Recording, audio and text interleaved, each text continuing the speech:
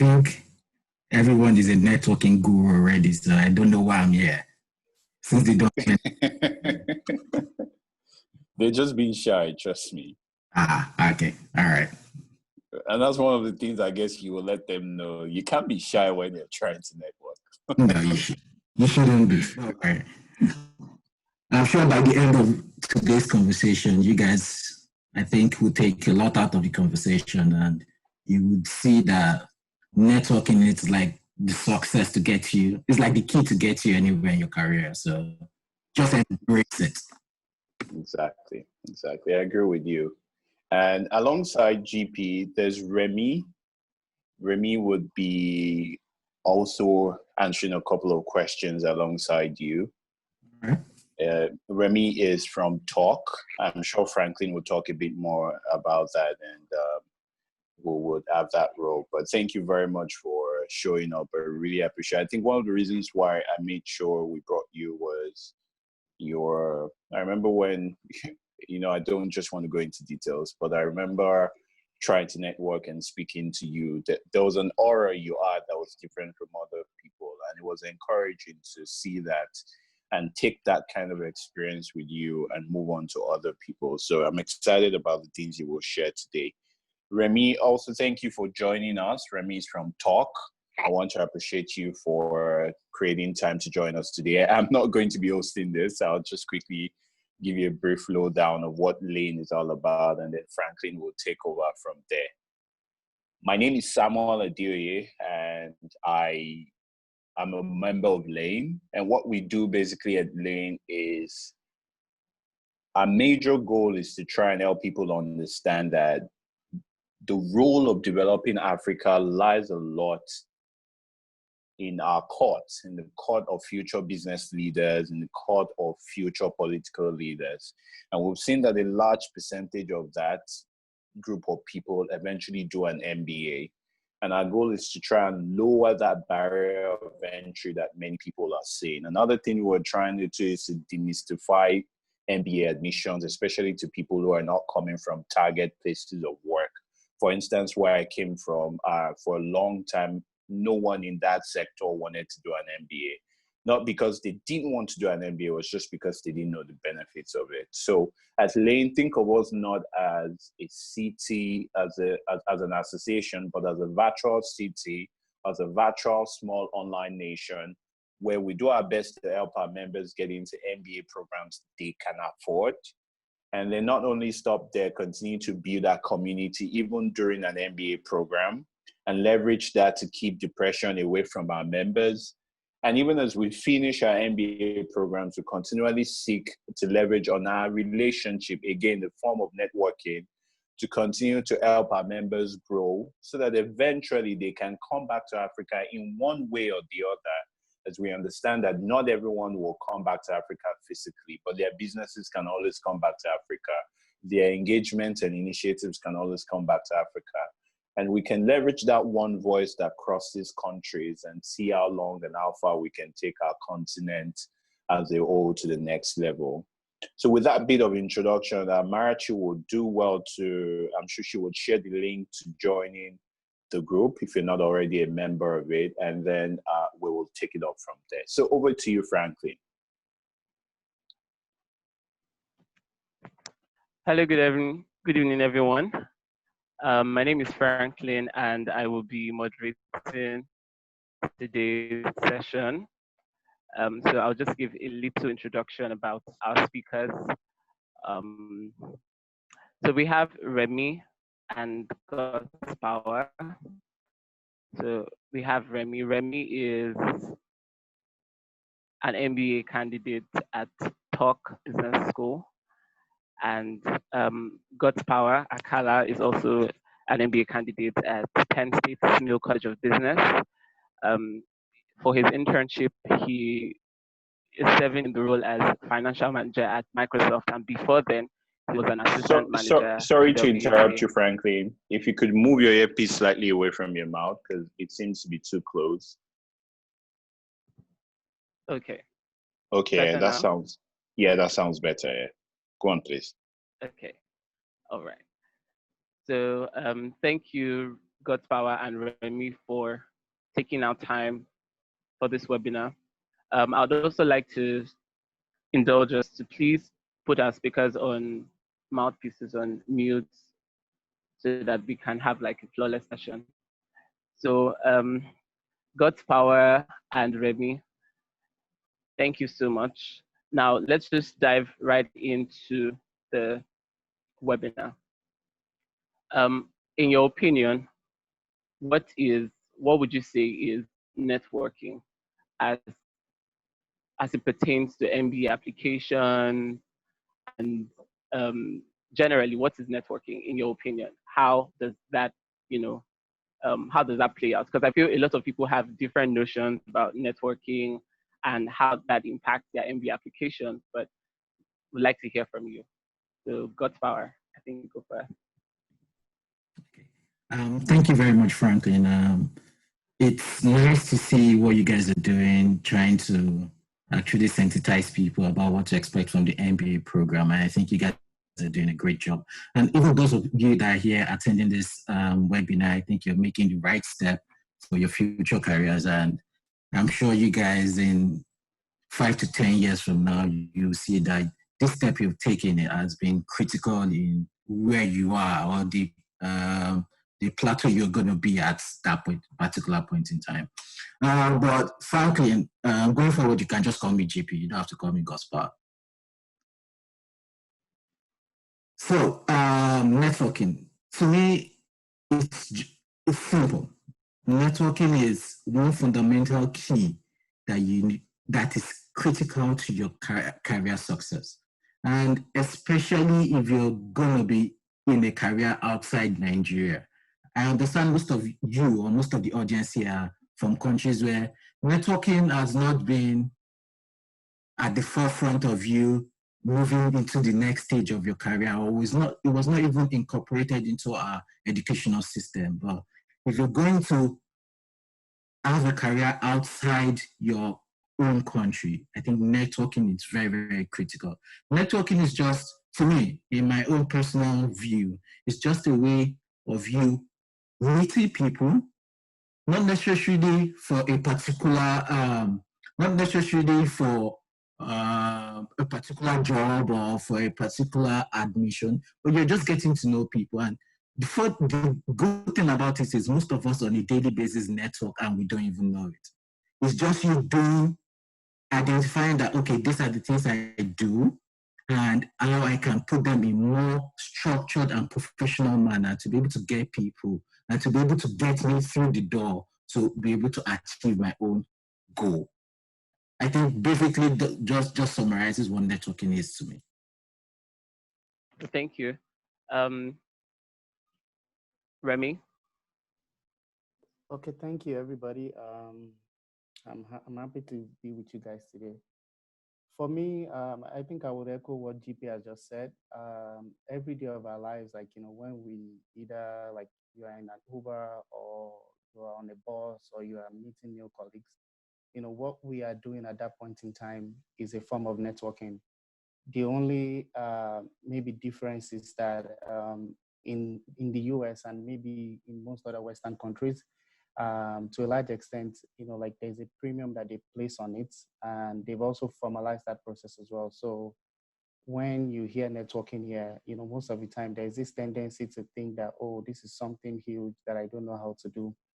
But every one of us every day, our new friends, even the people who are on this call and even coming together to start laying, all of these things are an example of, networking, which that's the best way that I can also put it.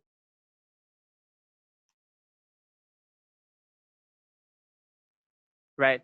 So it's very, very important as human beings to try to network amongst ourselves and, without even the benefit as social beings, there's no way we're not going to be involved in some form of exchange. And that's what I see networking as. So let's just dive right into it. Because a lot of people have different misconceptions. For you, just give us like a little insight into the important, okay, I think we both touched on that, but in terms of the important do's and don'ts for networking and how to establish the first contact or communication with whoever we want to network with, now in the context of MBA applications and for that. So I think Remy should go first this time. So for networking, the way I see it is that, there are 3 stages to it. There's what you did before the networking actually start. There's what you do like in the process of networking with someone. And then there's what you do after that has already been, completed. And for me, what I always say is that it's important to have a goal before you even commence your network. And that goal can be as simple as I just want to get to know someone, or maybe I want to find out more information about this particular school that I'm interested in. Or maybe I just want to even know whether the MBA is the right choice for me. Or maybe, I just want to hear why, after this person has left this like program, why they got into this, industry or job. And that is important because it will sort of discipline you in terms of how you go about doing that. So in terms of do's and don'ts, what I tell people is that when you're trying to network with someone, the first thing, especially maybe now that it's more of a virtual world, is either if it's through LinkedIn, if it's through like maybe like a friend, if you understand what the goal is, it's important that if you're going to maybe do it through LinkedIn, just send a very short message. Introduce yourself, tell the person who you are and the reason why you are connecting with them. And most importantly, maybe you can then ask for, what their availability is. And if you hear from them, which, that is important. It's one thing I always tell people is that probably, as much as you can, if you're going to speak to someone, maybe in a week's time or in 2 weeks' time, it's important to also quickly build an agenda of what you would like to, speak with them on. And also send like a meeting calendar. That some people may not be used to that, but I think that also allow that person to really take you seriously, because for them, it's either they are very busy with their current MBA program, or they are working somewhere where they also have to manage their time.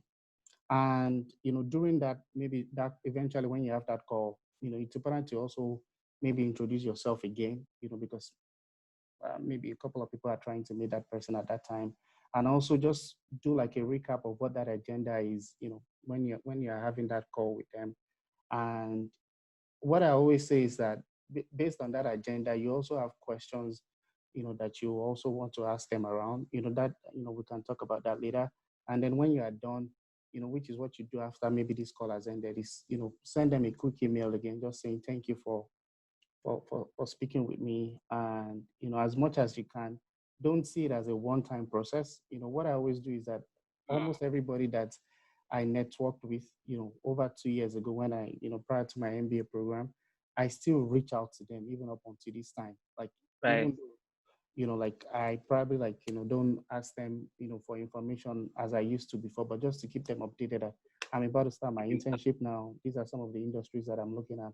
Just want to keep you updated. Maybe the person appreciates it, maybe they don't, but at least it makes it feel like as if you like that one either call or email that you have with them is really important to you, and you also value this process. Okay, great. Thank you so much. Like, I particularly vibe with what you said about asking for the availability and, having a meeting calendar, because sometimes with schedules and everything looking very scattered, it's very important to have them on schedule as well. Godspower. Right. I think Remy has said most of the points I have around the do and don'ts of networking. But for me, the way I see networking is you building a relationship. I'm just going to use an example. Hopefully people don't take offense in this. The way I see networking is you as a guy trying to approach a lady you're interested in. So Okay. you don't just see a lady on the streets.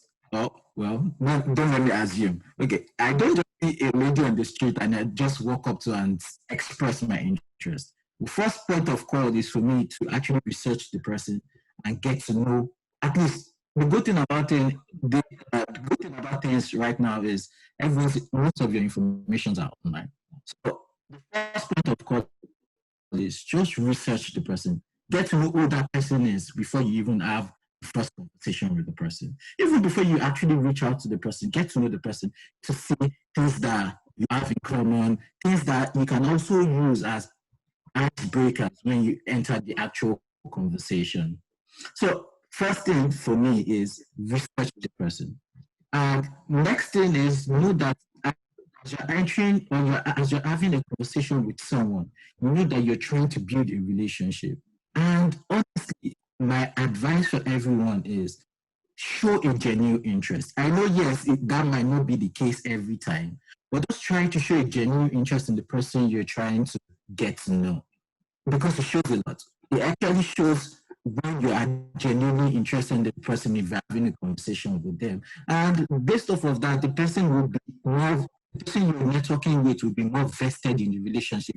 If he or she can see the genuinity you're bringing into the conversation. Like Remy said, having an agenda is key. To me, a lot of people, you don't know, look, in a professional sense, you want to be as professional as possible. And having an agenda just shows that, oh, you're a very, very, you're very, very, you're actually articulated and you actually have a process and you're very, very well comported. Another thing is, in the initial conversation, don't be late. I know a lot of us just believe, oh, I can stroll into a conversation at any time. To me, I've always grown up, or even every place I've worked with, I've always had the policy that don't be late for anything. Then by the stipulated time, I'm already late. That's the way I see things myself. So I'm always there like a few minutes early.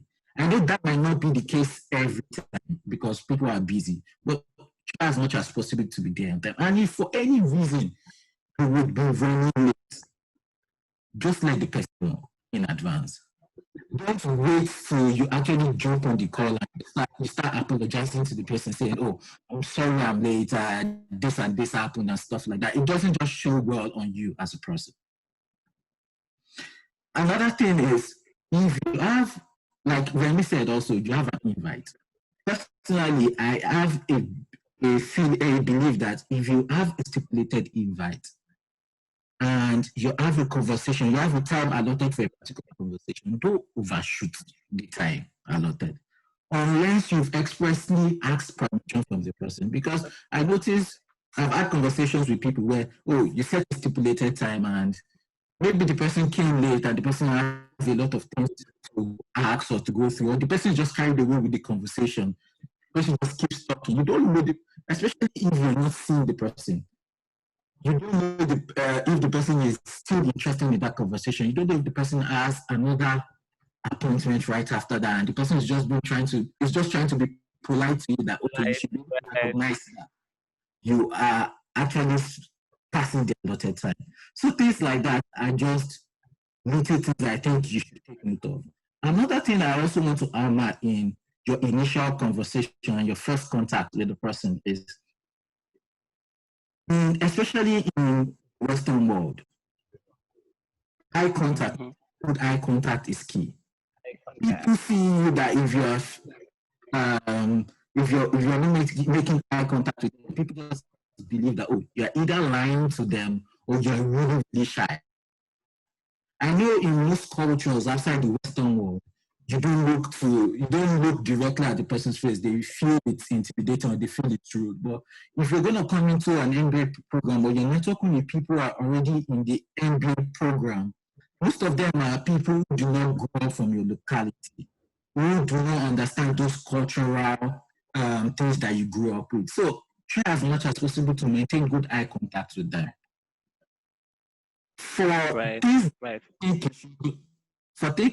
things I think you shouldn't do on your first conversation, your first contact is, you don't go jump on your first conversation with someone and say, oh, can you reference me? The admissions committee, I know they always want you to, for me to always have an alum I've spoken to or someone in the program I've spoken to. Like, can you please reference me? Oh, can you please tell the admissions committee, I really love this their program. I'm really interested in coming to the school. That just put in a word for me with the admissions committee. To me, I don't think that is a conversation. That is something you should be discussing in the first conversation with someone you're networking.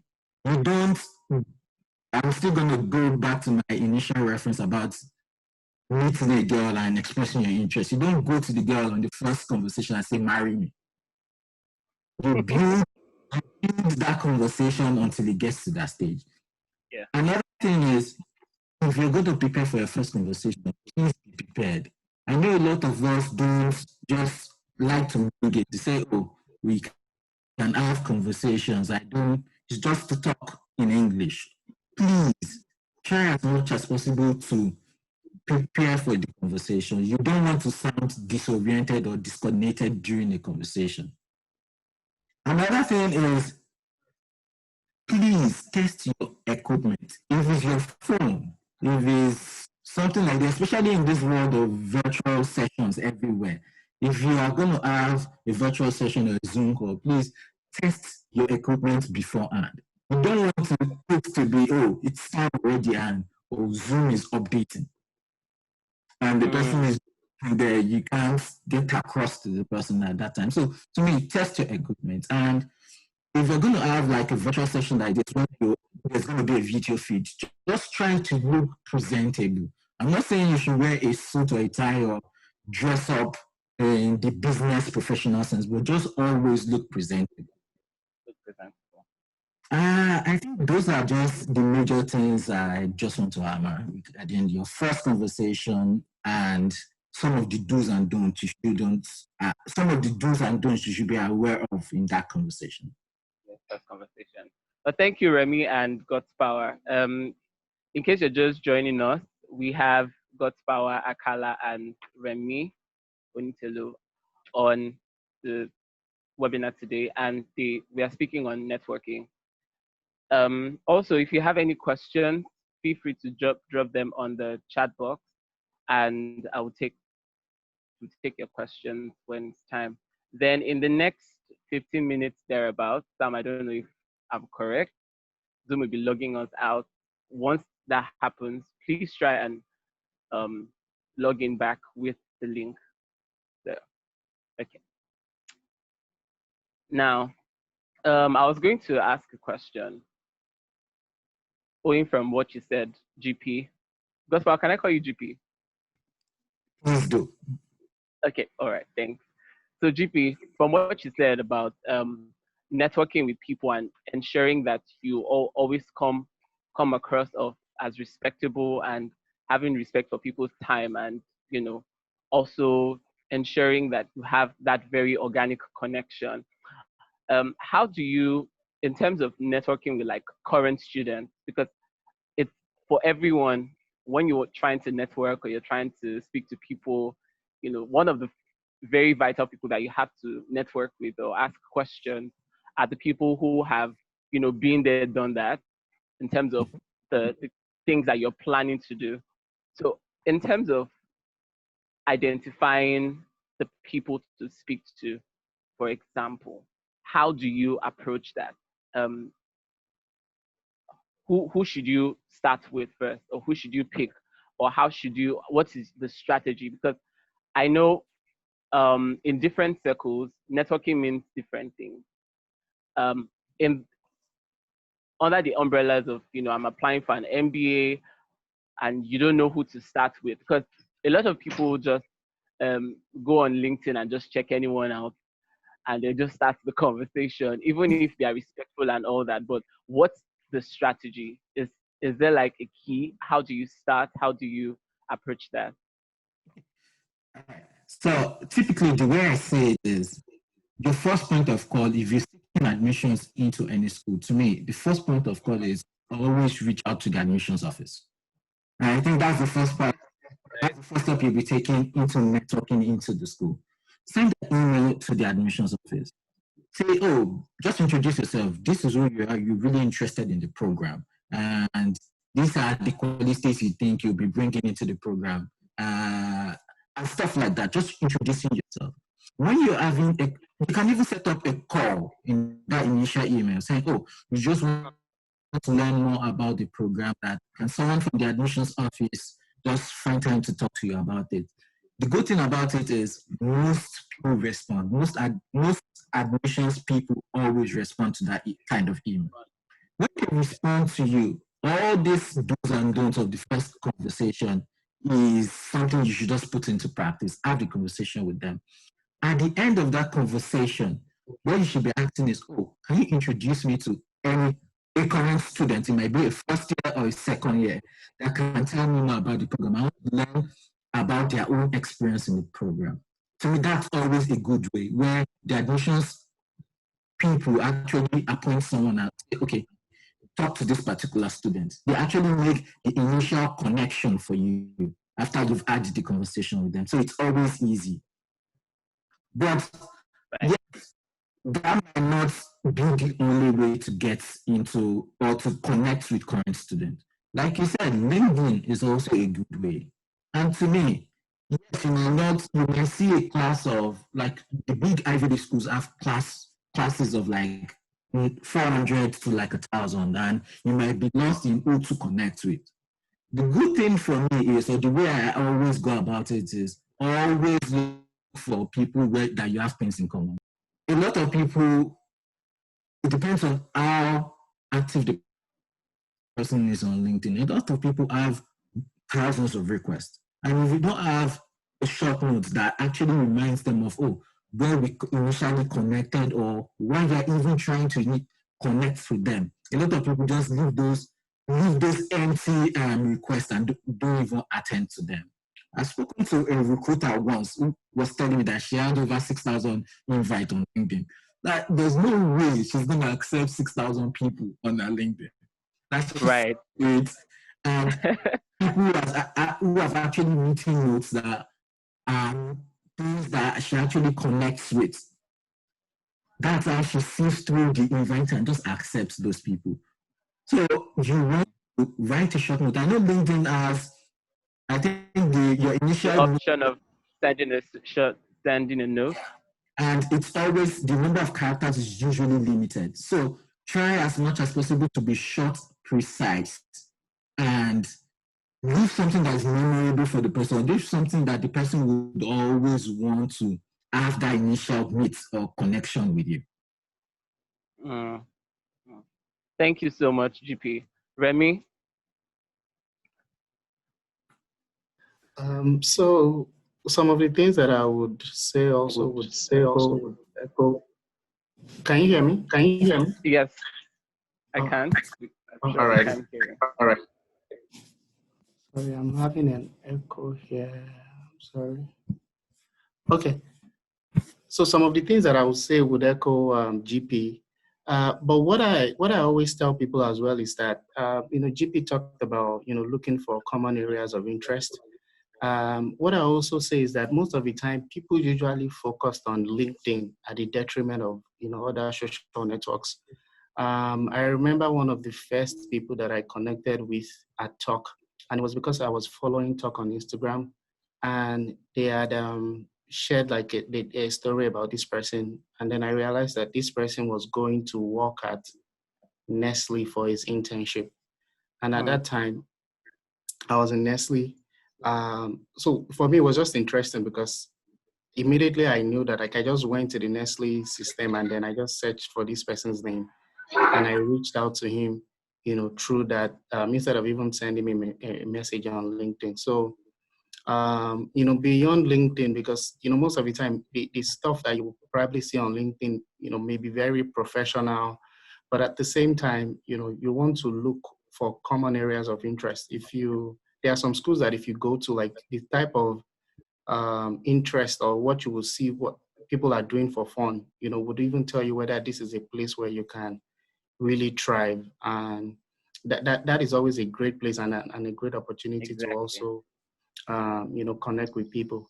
And like I said, I also want to reiterate the importance of, that goal, because for me, even when I started, I knew people I wanted to talk to because I wanted to learn about the culture of these schools. I knew people I wanted to talk to because I know after like a couple of minutes, I'm going to pivot to talking about like my career plans when when I get to that school. And also because I'm married, like I knew that at some point in time my wife would also um, be with me. I also wanted to just know how that was. So all these various people, I was reaching out to them based on some of these specific goals. And sometimes I was lucky that some of my goals like had some intersection, and I would get someone who would be able to touch across all of these goals. So I think that's also something that you should always keep in mind as well. Right. Thank you, GP and Remy. It's very, very important to focus on that common ground. I feel it's one of the things that helps you to lower the barriers in terms of networking. Because even last year, I sent a message out to like an admissions office. And what I noticed is because of the kind of things I stated in my first email, the person that called me was an alum of my school. And, it made it quite easy, like speaking with a Nigerian on the other side of things, and, having them explain some of all these things. So thank you. Now, I have a question I'm going to take. Um, and this was one of the questions in the chat box. So Remy, I'm going to ask you first. And the question says, how do you reach out to someone or people you've not spoken to in a while to network and request for help without coming off as being transactional? There are two questions actually. So I don't know if I should take the two of them or you answer this one first. No, I can start off with this one. Okay. So All right. if I understand the question correctly, that means that you've reached out to this person before, and Sure. yeah, and then you want to reach out to them again.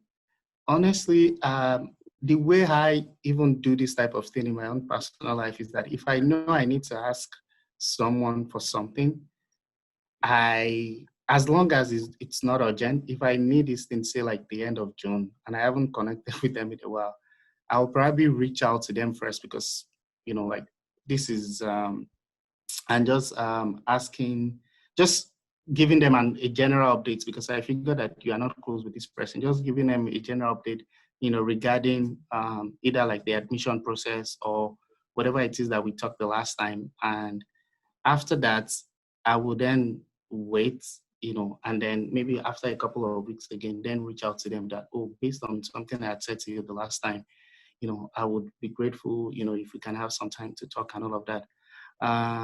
That's one piece of it. And the other piece of it is that, I've been in this boat before, someone that I reached out to during my recruiting time. And for some strange reason, I totally forgot, like, to reconnect with the person. Eventually, when I wanted to reconnect with the person, my friend was going to the same company and he wanted me to connect, both of them. And, like I reached out to this person and till today, this person hasn't replied me. So what I would say is that, like, and as much as possible, like even with networking, there will be some fails, there will be some, mistakes that you'll make. And I would implore you that don't take it, like, of course, reflect on it, but don't let it dampen your spirit, because I feel that for most of us, like this is like a learning process, and the more you do it, the more you're going to get better. So that's my answer. Oh, okay. Thank you, Remy. GP, I don't know if you have something to add to that before I ask the second question. I think Remy hit the major points, but one thing I just want to add is, yes, you might have the luxury of time, but some people might not have the luxury of time to build that relationship. It might be something really urgent. My advice in general when it comes to things like that is just be truthful. Come up to the conversation and tell the person, oh, I really know that we haven't spoken in a while. I'm really sorry about this, but this is an update of where I am in my life as of now, but I still need your help. and this is what I need right now. Just be truthful and be as empathetic as possible in that conversation. So just let the person know that, oh, this is the situation of things and this is the help I need right now. And subsequently, if the person responds to you and the person grants you your request, just be a nice person and cultivate that relationship. At least keep in touch after that. Don't just let it be a simple, just using it anytime you want it. Yeah, thank you, GP. This is very, very important because I know there's sometimes I'm with a couple of colleagues and they get a call from someone and the next thing they say is, oh, this person wants something. You don't want to be that kind of person because you then will be labeled as someone who only reaches out when they need something. Yeah. Very important to have that kind of exchange. Okay, so Remy, I would also, the second question says, how do you practically keep in touch with many people at a time? In this case, it's about, when you're networking or how, you have like a couple of people that you're speaking to at the same time. How do you, multitask in such a way that you still keep a very organic and very close connection, something very cordial to create that connection whilst talking to several people at the same time?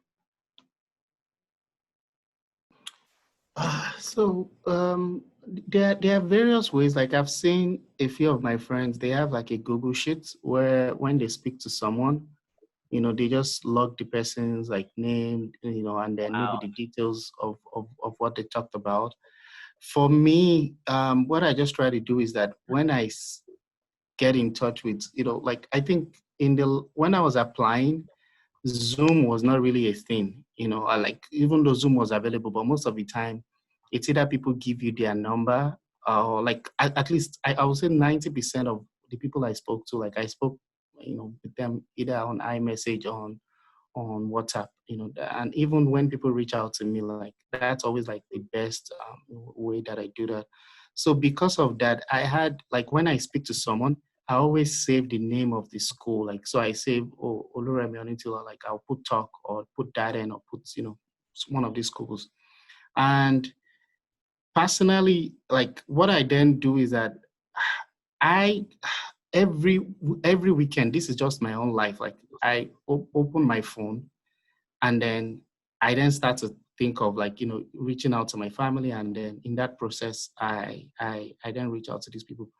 But what I did, when I was applying was that I knew that I was going to get admissions into some places and I wasn't going to get admission. So I had put on my calendar that at this point in time, I would reach out, to people from these schools, regardless of, what the outcome would be. So that's one. So that's one way. And another way is that, when you also speak to someone, like you can always quickly go to like a calendar, or if you had like a diary, type of person, just to put it, to update them on. And it's very, honestly, I don't know what other way, but it's very hard.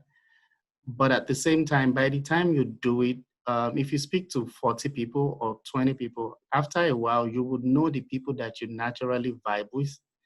And then it would be easier for you to continue to keep the relationship, with that person. So there are some people that when I send them like like an update on my admissions, it was like, oh, thanks, for letting me know. And there are some people who would like, oh, that's great. Let me know if you need anything. I'll be happy to connect with you. So like, I know for those type of people, like I would definitely, put some efforts into continue to reaching out to them. Thank you, Remy. GP, anything you want to add or your own take on that? I think Remy said it all, but personally, what I do is, look, it's tough, especially when as you continue to grow in your career, you get to meet a lot of people. And keeping up with those people can be really, really challenging. Personally, what I just do is, yes, there's some people I talk to every day. There's some people I talk to like at least once in a week. But what I just do is I try to make it an habit. If there's any holiday or any memorable event that's occurring, just go through my contacts and say, oh, let me just wish all these people I haven't spoken to in a while happy holidays or happy whatever it is. Last year, what I did, this was in my second year of my MBA program.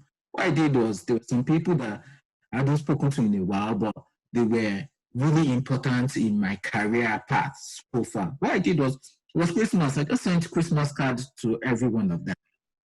Yes, I know that might not be something that everyone can do, but if it's just to reach out during Christmas and send a Christmas message, just reach out for that period of time, have conversations with them, give them an update where you are or how far you've gone in your particular career goals and stuff like that. Just have a brief conversation. Those people already know that you're not going to reach out to them every time, but they know that you are, at least once in a while, you have them at the back of your mind and you're still able to reach out to them. Okay, thank you. In case you're just joining us, we have GP Godspower and Remy speaking to us about the impact of networking on MBA applications. I have an interesting question here, and it says, is it a good idea to reach out to someone on Facebook or via DM on Instagram? I know, I know at the beginning of the webinar, we talked about, ensuring that you create a meeting calendar and reaching out to people on LinkedIn and all that. But this person is saying, is it a good idea to reach out to someone on Facebook or via Instagram DM? So who wants to go first? Okay, let me just go first. Look, I can't tell you you shouldn't reach out to someone on Facebook or LinkedIn or Instagram. I can't tell you that because people have successfully networked on this platform. But my idea is about networking on those other social media is how important is it? Is it a professional? What's the goal? Is it a professional setting I'm about to reach out to you? If it's a professional or a career setting, what I would advise for you to do is before you reach out to someone on all those platforms, you will want to look at your profile on those platforms. First, we want to look at the posts you've made on this platform. Who do you come out as if you reach out to someone on this platform before you actually go ahead to reach out to them on this platform? That's just my general advice. But if you think, oh, yes, your Facebook or your Instagram profile tells who you are and there's nothing bad about it, especially in your admissions phase, if you think you have a good profile that doesn't have any negativities or any politically inclined conversations or posts you've made in the past, and you think you have a very, very professional profile, please reach out to them because these schools are actually advertising on Instagram, they're advertising on Facebook, they're advertising their programs. So you can connect to them via those mediums. You just need to know that you have to look at what your profile says about you, and if that's the picture you want to paint when you're having that conversation with the person. Thank you, GP. Remy? I don't think there's anything else to add. So. Okay. All right then. So we have another question that says, when do you start connecting with alumni? So alumni of the school, they are like so treasured, especially if your school is Ivy League or, top 10, top 7, there's this care that a lot of people take, ensuring that you reach out to alumni, you have the right, a very good first impression, you have very original touchdowns with them, and just make yourself memorable. So perhaps if you see them someday at a networking mixer, you can, approach them in person and have a favorable response. So how and when do you start connecting with alumni if you're looking to apply for an MBA Remy? What I tell people is I think I would say 2 to 3 months, and the reason why I say that is that Months before you yeah applied or yeah like before the round that you are applying in. for the round Yeah, you're applying. yeah, Okay. because why I say that is that, at that time, obviously this is not a timeline that most people follow.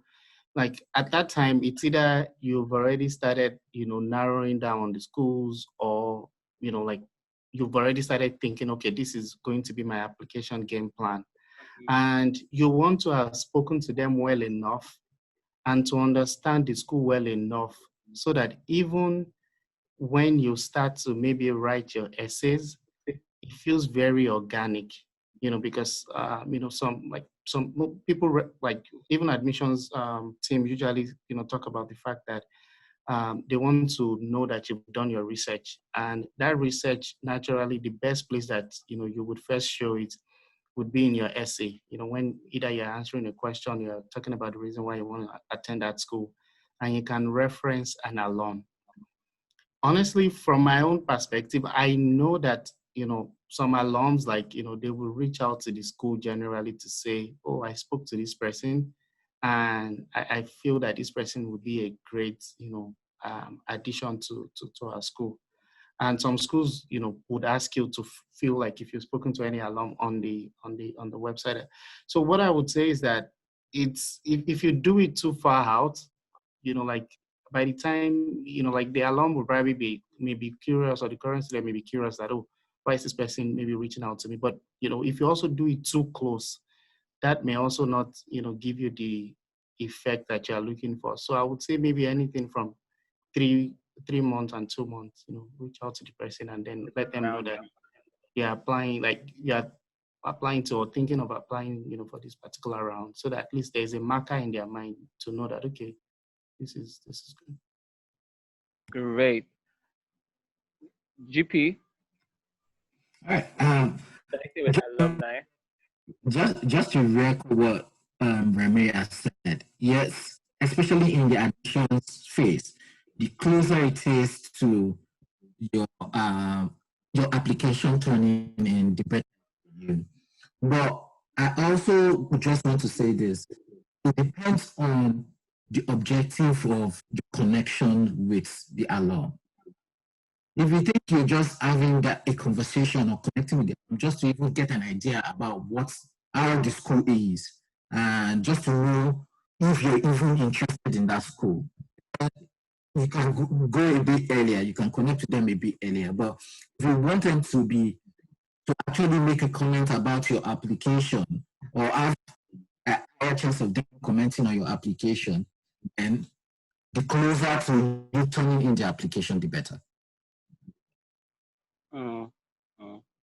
Yeah, speaking of alumni, I know that Penn State Smeal has the whole Penn State environment, the area has, a lot of specifics on things like finance and, equity backgrounds and all that. Now, I was going to ask, in terms of your own experience, how did you, how receptive were the alumni? And then how did you pick? Did you say, I'm picking someone who is like very recognized, or am I picking someone who finished very recently, or what was the thing for you in your own situation? So, just to be clear, are you referring to during my application phase? Or just how generally the alumni network is receptive to people reaching out to them?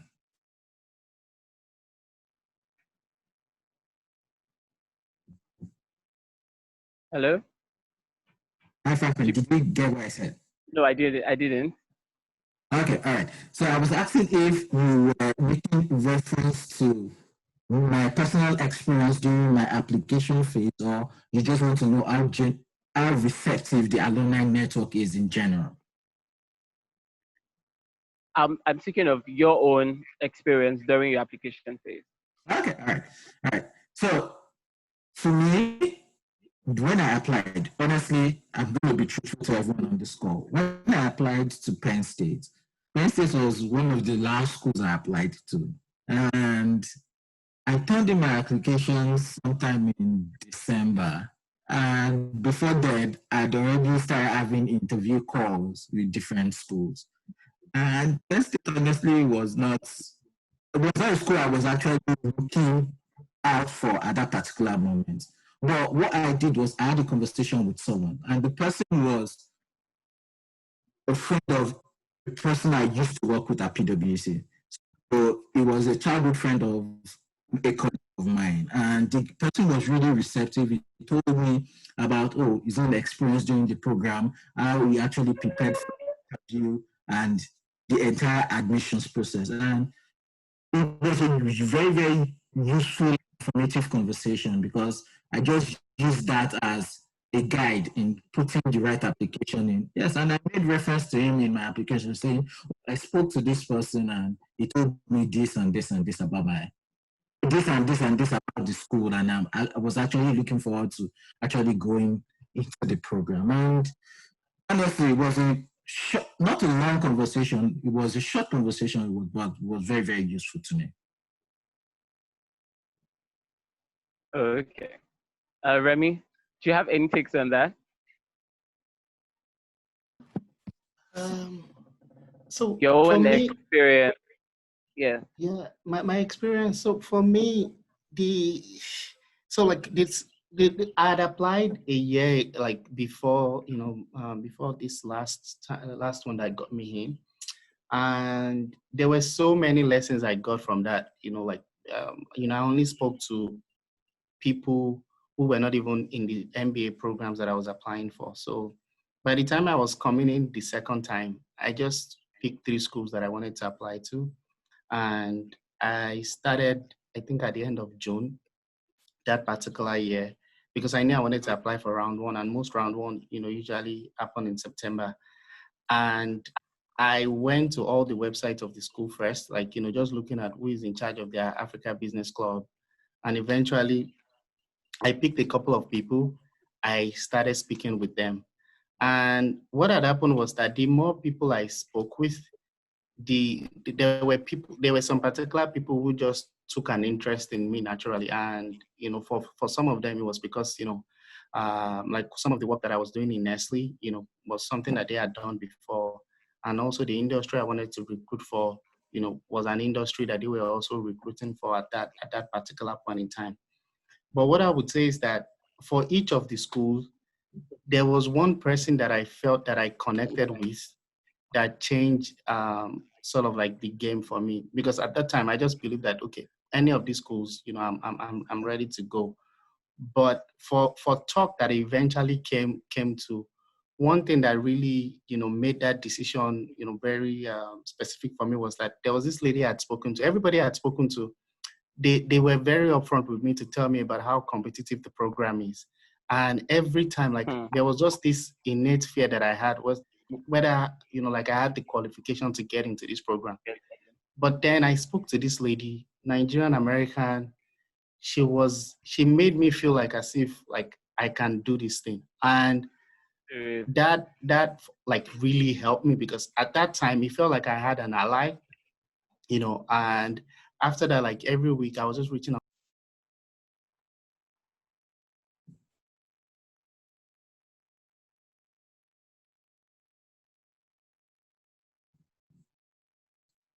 A lot of people, it depends on how active the person is on LinkedIn. A lot of people have thousands of requests. And if you don't have a short note that actually reminds them of, where we initially connected, or why they're even trying to connect with them, a lot of people just leave those empty requests and don't even attend to them.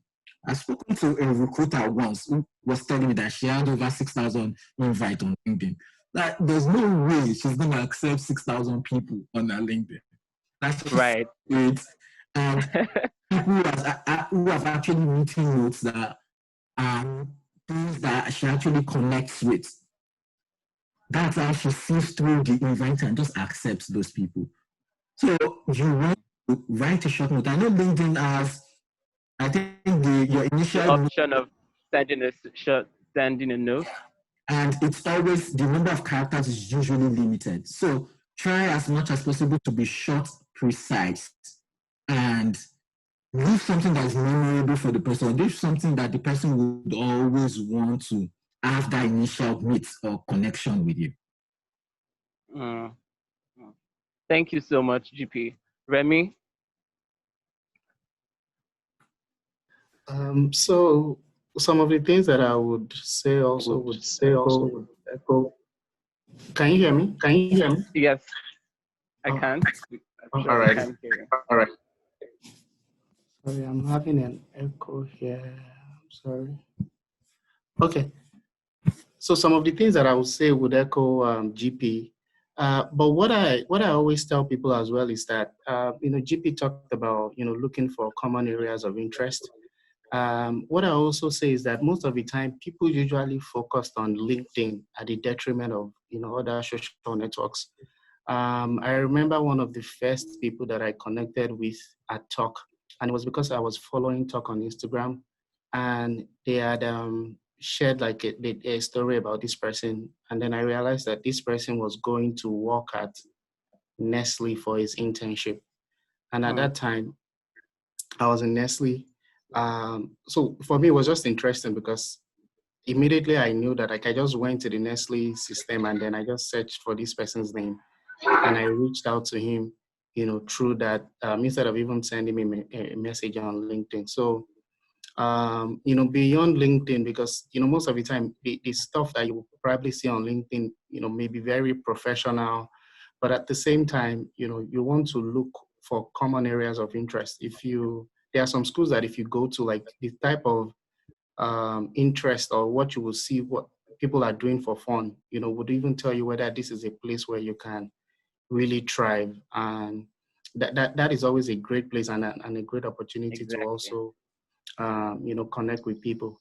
And like I said, I also want to reiterate the importance of, that goal, because for me, even when I started, I knew people I wanted to talk to because I wanted to learn about the culture of these schools. I knew people I wanted to talk to because I know after like a couple of minutes, I'm going to pivot to talking about like my career plans when I get to that school, and also because I'm married. Like I knew that at some point in time, my wife would also be with me. I also wanted to just know how that was. So all these various people, I was reaching out to them based on some of these specific goals, and sometimes I was lucky that some of my goals like had some intersection, and I would get someone who would be able to touch across all of these goals. So I think that's also something that you should always keep in mind as well. Right.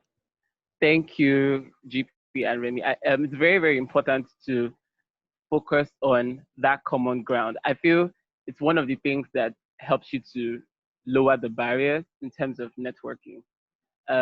Because even last year, I sent a message out to like an admission office. And what I noticed is because of the kind of things I stated in my first email, the person that called me was an alum of my school. And, it made it quite easy, like speaking with a Nigerian on the other side of things, and, having them explain some of all these things. So thank you. Now, I have a question I'm going to take. And this was one of the questions in the chat box. So Remy, I'm going to ask you first. And the question says, how do you reach out to someone or people you've not spoken to in a while to network and request for help without coming off as being transactional? There are two questions actually. So I don't know if I should take the two of them or you answer this one first. No, I can start off with this one. Okay. So all right. If I understand the question correctly, that means that you've reached out to this person before, and and then you want to reach out to them again. Honestly, the way I even do this type of thing in my own personal life is that if I know I need to ask someone for something, I as long as it's not urgent, if I need this thing, say like the end of June, and I haven't connected with them in a while, I'll probably reach out to them first because, like this is, and just asking, just giving them a general update because I figure that you are not close with this person, just giving them a general update, regarding either like the admission process or whatever it is that we talked the last time. And after that, I will then wait, and then maybe after a couple of weeks again, then reach out to them that, oh, based on something I had said to you the last time, I would be grateful, if we can have some time to talk and all of that. That's one piece of it. And the other piece of it is that, I've been in this boat before, someone that I reached out to during my recruiting time. And for some strange reason, I totally forgot, to reconnect with the person. Eventually, when I wanted to reconnect with the person, my friend was going to the same company and he wanted me to connect, both of them. And, like I reached out to this person and till today, this person hasn't replied me. So what I would say is that, like, and as much as possible, like even with networking, there will be some fails, there will be some, mistakes that you will make. And I would implore you that don't take it, like, of course, reflect on it, but don't let it dampen your spirit, because I feel that for most of us, like this is like a learning process, and the more you do it, the more you're going to get better. So that's fine. Oh, okay. Thank you, Remy. GP, I don't know if you have something to add to that before I ask the second question. I think Remy hit the major point, but one thing I just want to add is, yes, you might have the luxury of time, but some people might not have the luxury of time to build that relationship. It might be something really urgent. My advice in general when it comes to things like that is just be truthful. Come up to the conversation and tell the person, oh, I really know that we haven't spoken in a while. I'm really sorry about this, but this is an update of where I am in my life as of now, but I still need your help. And this is what I need right now. Just be truthful and be as empathetic as possible in that conversation. So just let the person know that, oh, this is the situation of things and this is the help I need right now. And subsequently, if the person responds to you and the person grants you your request, just be a nice person and cultivate that relationship. At least keep in touch after that. Don't just let it be a simple, just using it anytime you want it. And things that I should be looking out for. And I think I had a particular person on who was an ex-PwC person, and I had his MBA in, I can't remember this school now, one of the Ivy League schools. And it gave me a lot of insight into the program. And I think that his insights were really, really valuable in helping me target the schools that I eventually reached out to, and access to other information that I never thought I needed at that particular point in my application stage. And that person was a resource I kept on leveraging throughout my time in the MBA program.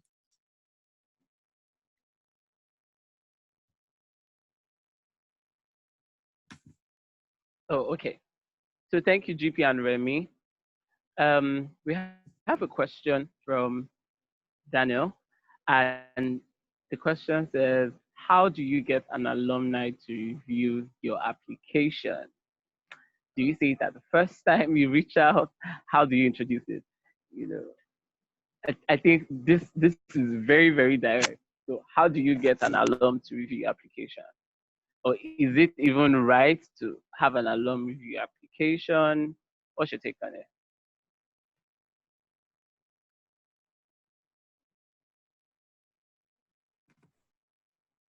Okay, I think I can take that. Oh, GP, anyone? All right. So my own advice is, it depends on the relationship you have with the alum. It depends on the relationship you've cultivated. If it's someone that is just new, you're meeting for the first time, you don't want the person to review your application because it doesn't even know you from Adam. So what you want to do is, if you've built a relationship over time, you can ask the person, oh, please take a look at my application. This is what I'm trying to put in. this is my strong suit, or this is my experience, this is how I'm writing the essay, and stuff like that. So if you have a good relationship with the person, or you think you've built the relationship, and look, all these things, there's no specific time to it. You as a person in that relationship will know yourself if you've gotten to that stage where you can ask the person for that. So it depends on the situation. If you think you're at the stage in the relationship where you can ask for that, please go ahead and ask. Reviewing it can only make your application stronger when someone actually take a look at it. So to me, you have nothing to lose as long as you've built the right relationship with the person. The relationship. If you've not, you can just ask the person, after your initial conversation or after a conversation, you can just ask the person that, it would be fine if I can just mention you as one of the people I've spoken to in my application. And most people are usually fine with that. So go ahead and do that. But for me, for someone to in detail review your application, I'm sure you as a person in that relationship would know if you're at that stage to ask for that. Right. I think it's very, very important to also watch it in terms of not overstepping, boundaries, because some people get very, very touchy on some certain things. You never know what's going to set someone off as. Remy, what's your take on this? So what I would say is that when you feel that you're at a level to ask someone for that type of help, I think you would know. And so that's one piece that I would say. And the second is that if you are not sure whether you're at that level, I think you can ask the person, it's either yes or no. And if the person says yes, really good for your application. And if the person says no, I think just thank them and appreciate them for all that they've done already. Yeah. So right. Thank you. Okay. Now there's another question that says, this question is directed to you, GP, specifically to you, and this is Truth asking, why did you eventually decide not to go to the other schools that you had application? Like, why did you pick, out of all the schools you applied to, Penn State, Smeal, College of Business, why not the other one? And I don't know if you're open to sharing what other schools you applied to, but yeah, why did you pick this particular school? I'll be real with everyone on this call. So I chose Penn State because, like I said, I reached out to the admissions office, and my initial conversation with the head of admissions was wonderful. Honestly, if not for that conversation, I'm sure I would have never gone to Penn State. It showed how the community, look, my initial conversation with, the person's name is Michael. So my initial conversation with Michael was really, really good. Honestly, prior to that, I wasn't looking at Penn State. I attended one of their webinars and it was fine. But when I had that initial conversation with Michael, he told me about the program. It brought a spark into the conversation that made me just fall in love with the school. It was that simple. He told me about the community. He told me about, yes, other things that the other schools I was looking at were going to give me. But he told me, yes, we may not be able to match all this, but I can tell you that in Penn State, you have that sense of community. And look, prior to my MBA, I was working at PwC. I had all the basic finance knowledge, I needed to be successful in a career in finance. And I just wanted an MBA program where I could have more. It was not just about, the education or the faculty. It's about the community. I was there to meet people. I was there to foster relationship and bond with new people. And Michael was the first step or an intro into that environment and into that culture. And I think that sticks with me. But to crown it all up, the thing that actually sealed the deal, look, Michael spoke beautifully about the school. And yes, the school is great. The thing that sealed the deal was I got a good scholarship from the school, and I literally didn't have to pay anything to go to get an MBA. So I think that just sealed the deal for me, and it was just fantastic. Oh, you said I should mention other schools I applied to. Other school. I applied to Orleans, I applied to Ohio State. My application was, okay, to give you more insight, my admission, my MBA admission was a bit different because my drive to get the MBA at the particular time I did was because my wife was already in an MBA program in the US. And I think I was tired of the whole long distance thing with Nigeria. And I said, okay, I need to move closer to this person I'm married to. So most of the schools I chose were schools that were around my wife that would give me easy access to go see my wife at any point. Right.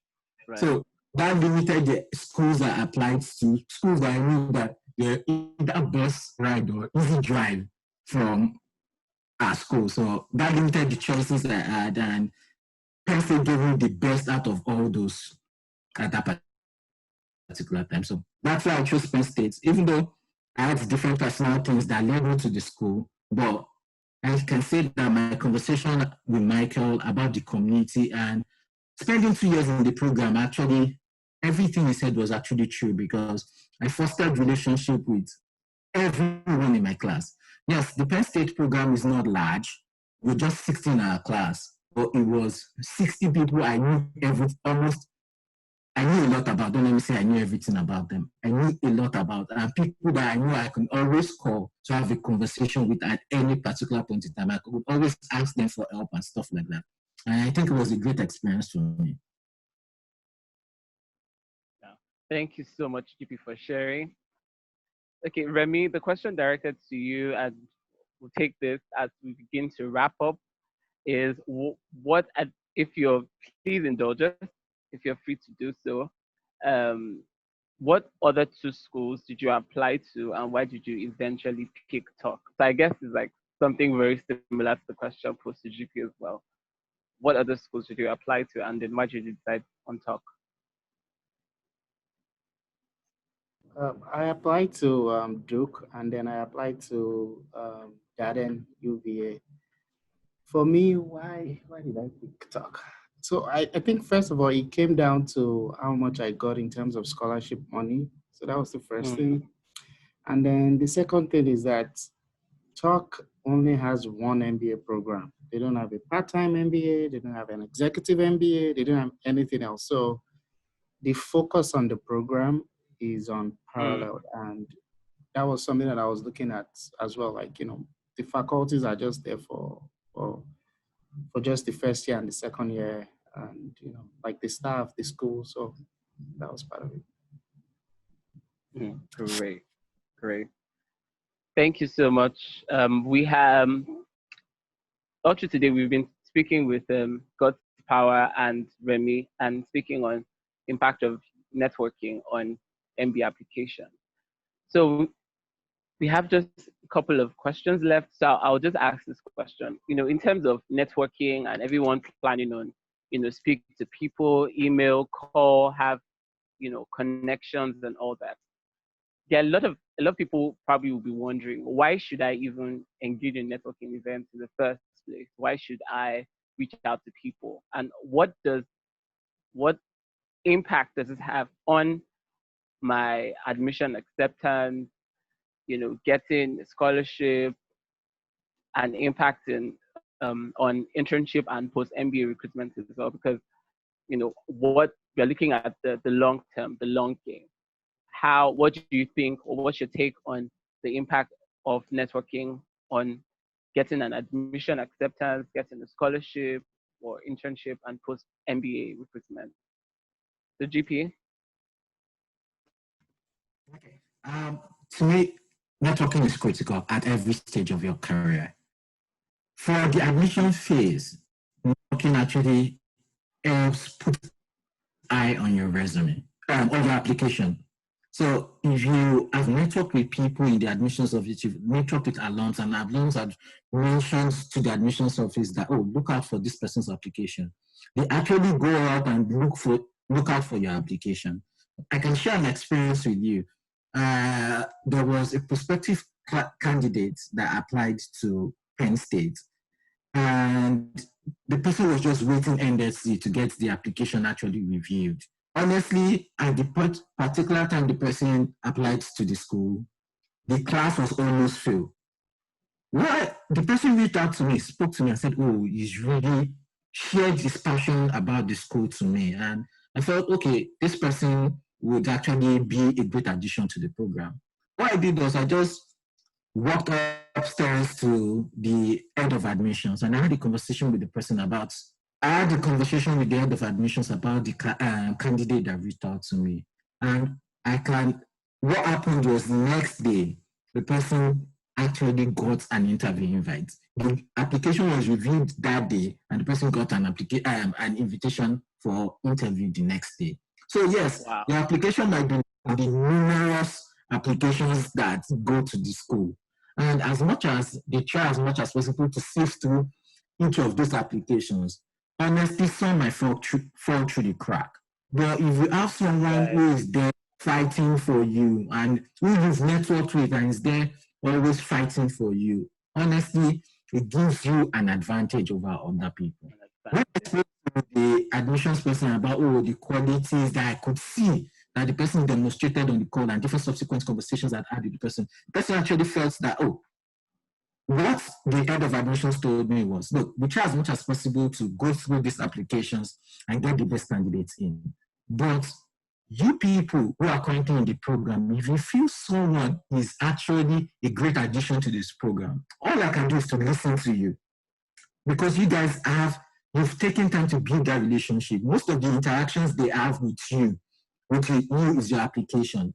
And someone that's actually spoken to you and know more about you and can tell them and pass that message across to them, they actually cherish those kind of interactions.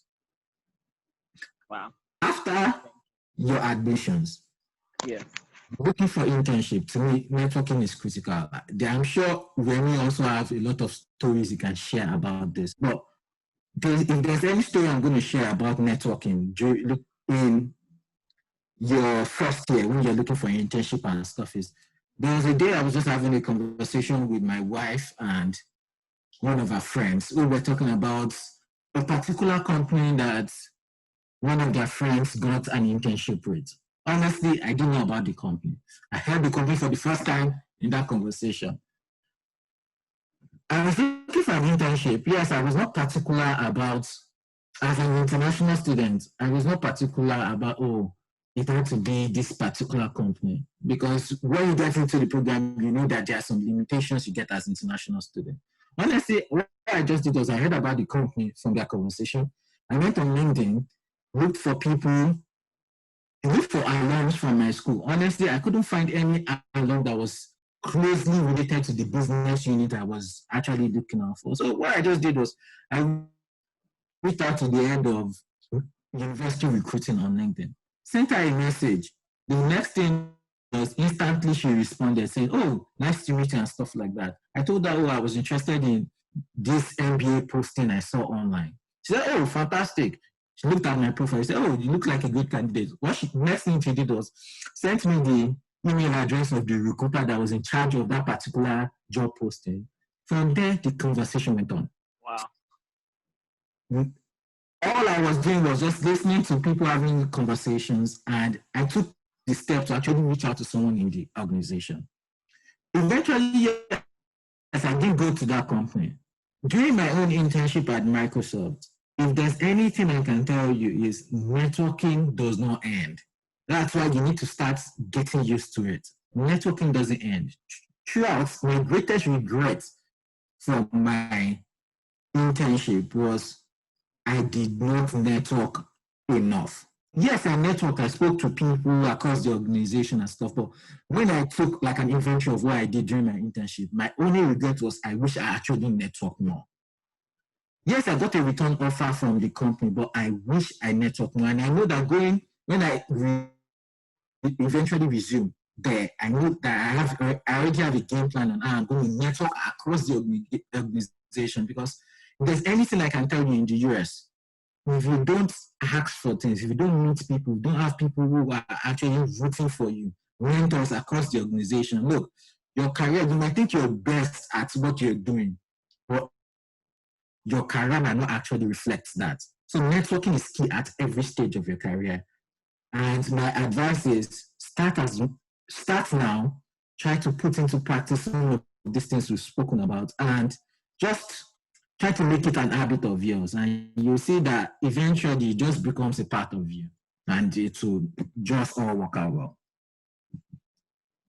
No, thank you so much, GP. Remy, very quickly, what specific impact did your networking efforts have on your admission, getting a scholarship or internship? So like I've shared different stories about, you know, some of the things that I like, the people who helped me when I was applying, and during my own internship recruitment as well. Like the industry that I recruited for is very networking heavy, and you know, it's not so much even about like, oh, the amazing experience that you had. Like when it's time to decide who is going to interview, you know, they just send an email to the company to say, oh, do you know this person? Did you speak to this person?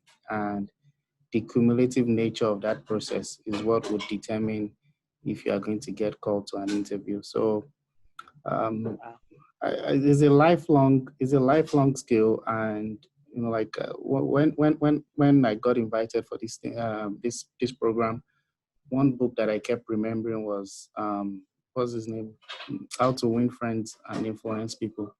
It's a good practice. Like, you know, almost all the great presidents that you've known, whether the evil ones or the strong ones or the ones that people remember, a huge part of their success in perpetrating the evil or succeeding, you know, was part networking. And as you move up in life as well, like it will be less about your technical skills and what you know, and it will be how many people you can bring together to be able to achieve something. So thank you, Remy and Godspower. It's been such an amazing and insightful session. Speaking on how to network and the impact that has on your profile, both as an MBA applicant or as an MBA student. Really, closed mouths don't get fed. So you have to open your mouth, like, and talk and reach out to people, and ensure that you do it in the right way as well. So I would like to say thank you for, you know, giving us your time to speak to us on this. And I would say that I personally have learned a lot, and I'm sure everyone who has been with us from start to finish has also learned a thing or two. I don't know if Samuel has a few things to say. Except for goodbye, nothing much. You guys have done incredibly well. I have also learned a lot from my own experience as well. So thank you, Remy. Someone's asking for Remy's full name.